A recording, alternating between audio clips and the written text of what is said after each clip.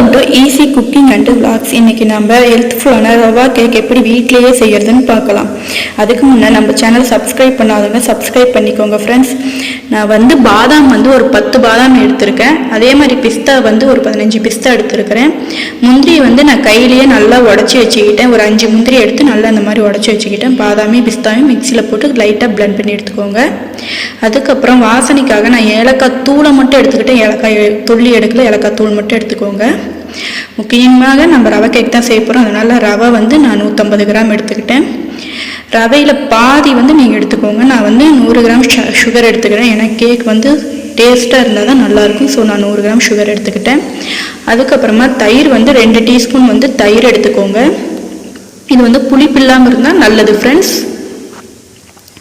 அப்புறம் வாசனைக்காக நெய் எடுத்துக்கோங்க. நெய் இல்லைன்னா பட்டர் கூட நீங்கள் ஆட் பண்ணிக்கலாம். நான் நெய் எடுத்துக்கிறேன். அப்புறம் வீட்டில் பேக்கிங் சோடான்னு கடையில் இருக்குது, அது கூட வாங்கிக்கோங்க. அப்படி இல்லைன்னா வீட்டில் இருக்கிற சோடாப்பு கூட யூஸ் பண்ணிக்கலாம். எனக்கு இது ரெண்டுமே இல்லை அப்படின்னா ஈனோ இருக்குல்ல, அது கூட எடுத்துக்கலாம். நான் ஈனோ தான் எடுத்துக்க போகிறேன். இது எல்லா டிபார்ட்மெண்ட் ஸ்டோர் மெடிக்கல் ஷாப்லேயும் கிடைக்கும், வாங்கிக்கோங்க. அதுக்கப்புறமா இதில் நான் முக்கியமாக யூஸ் பண்ணக்கூடியது பால் 1 டம்ளர் எடுத்துக்கிட்டேன்.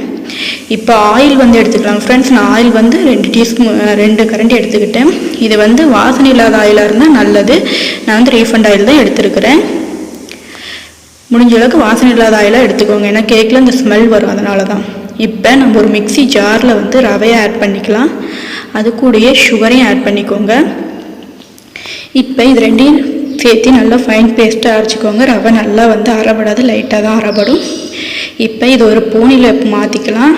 அந்த சின்ன சின்னதாக கட்டியாட்டம் இருக்குது இல்லைங்க ஃப்ரெண்ட்ஸ், அதையெல்லாம் நல்லா உடச்சி விட்டுக்கோங்க. கட்டி இல்லாத மாதிரி பார்த்துக்கோங்க, அப்போ தான் கேக் நல்லாயிருக்கும். நான் இப்போ பேக்கிங் சோடாவை ஆட் பண்ணிக்கிறேன்.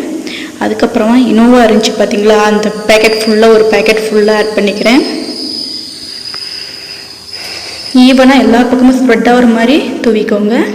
அப்புறம் வாசனைக்காக நான் ஏலக்காய் இது கூட ஆட் பண்ணிக்கிறேன். ஏலக்காய் ஆப்ஷனல் தான், வேணாலும் ஸ்கிப் பண்ணிக்கோங்க ஃப்ரெண்ட்ஸ். இப்போ எல்லாத்தையும் சேர்த்து ஒட்டுக்காக கலந்துக்கோங்க.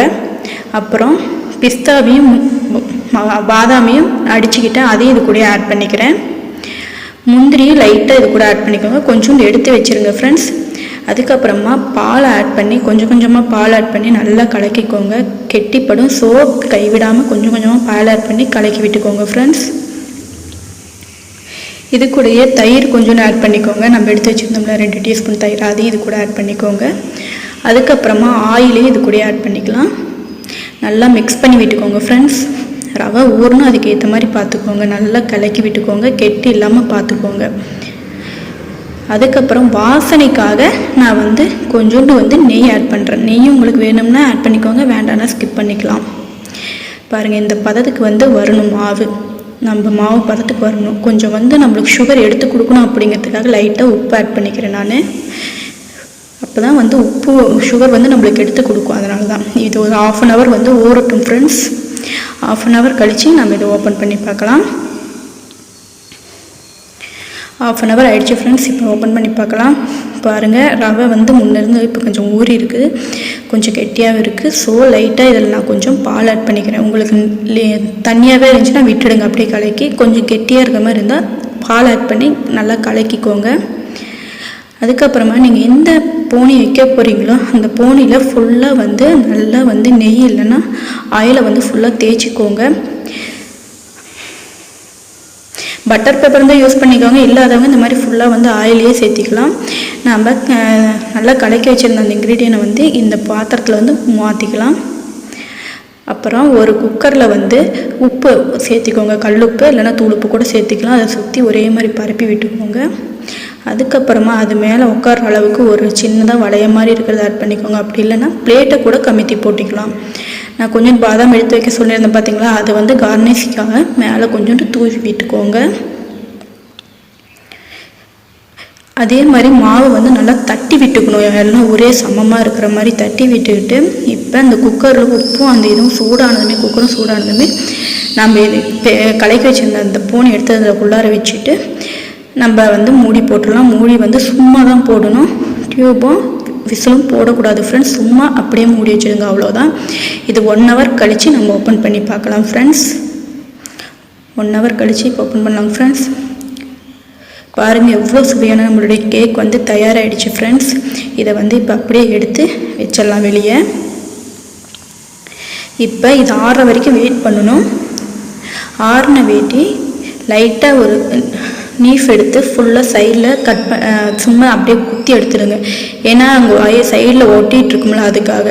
நீங்கள் நல்லா செஞ்சுருந்தீங்கன்னா அது குத்த கூட தேவையில்லை, ஆட்டோமேட்டிக்காக அது விழுந்துடும். ஒரு பிளேட் அது மேலே வச்சு அப்படியே கமித்தி போட்டுக்கோங்க. அடியில் ஏதாச்சும் பிடிச்சிட்டு இருக்கோம் அப்படின்னு ஃபீல் பண்ணிங்கன்னா இந்த நீஃப் எடுத்து லைட்டாக அப்படியே தட்டி விடுங்க ஃப்ரெண்ட்ஸ். தட்டி விட்டுட்டு அந்த பூனை எடுத்திங்கன்னா நம்மளுடைய சுவையான கேக் செம்மையாக ரெடி ஆகிடுச்சு பாருங்கள் ஃப்ரெண்ட்ஸ்.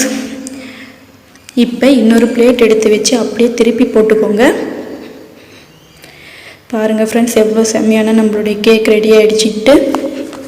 இது கண்டிப்பாக இது ரொம்ப வந்து திக்காக இல்லை ஃப்ரெண்ட்ஸ், ரொம்ப சாஃப்டாக இருக்குது. கண்டிப்பாக நீங்கள் ட்ரை பண்ணி பாருங்கள், உங்களுக்கே தெரியும். நம்ம குழந்தைங்களுக்கான ஹெல்த்ஃபுல்லாக வீட்லேயே கொடுக்கறதுக்கான இந்த கொரோனா காலத்தில் குழந்தைங்களுக்கு வீட்லேயே செஞ்சு கொடுக்கலாம். நீங்களும் கண்டிப்பாக செஞ்சு பாருங்கள் ஃப்ரெண்ட்ஸ். உங்களுக்கு பிடிச்சிருந்துச்சின்னா கண்டிப்பாக நம்மளுடைய சேனலை சப்ஸ்கிரைப் பண்ணுங்கள், பெல் ஐகானை மறக்காமல் கிளிக் பண்ணுங்கள் ஃப்ரெண்ட்ஸ். தேங்க்யூ.